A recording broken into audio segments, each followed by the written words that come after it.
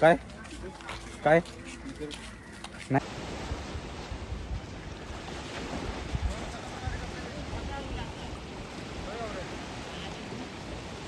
हां मी बीचच्या कडेला बसलोय, म्हणजे बीच म्हणजे या बाजूला तारकर्ली, या बाजूला देवबागच्या बीचच्या आम्ही संगमावर बसलोय चौपाटीवर. इतकं भारी वाटतं. आता आम्ही सगळी गप्पा मारत बसलोय निवांत 5 जण.